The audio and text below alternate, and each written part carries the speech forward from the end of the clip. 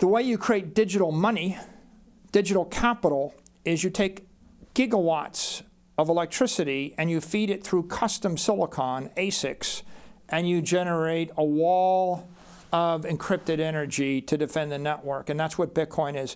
So what happened in the last 4 years was the Bitcoin miners were under pressure for using too much electricity by the environmentalists, and we were defending that. We were saying, but you know, we're actually going to create a new banking world order, and it's going to be worth hundreds of trillions of dollars, and so it's a good use of electricity.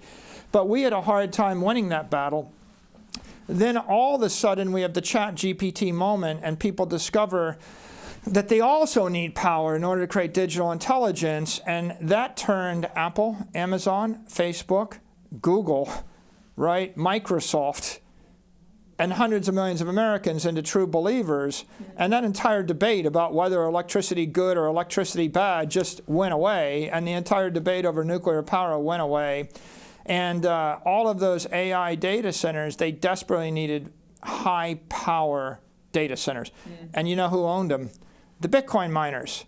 And so as the Bitcoin miners were struggling with the economics of the industry, because the way the Bitcoin works is it gets exponentially more efficient to mine Bitcoin, and so the margins in Bitcoin mining are decreasing. At the point they were struggling, along came a new buyer for those power rights, and they were able to pivot and monetize those power rights. So AI and digital intelligence saved, you know, the Bitcoin miners. And what are they? They're digital power providers, right? And ultimately, the entire industry is, the market is starting to realize the future is digital capital, digital money, digital intelligence. Right? That's the future, and the way you create it is with silicon and electricity.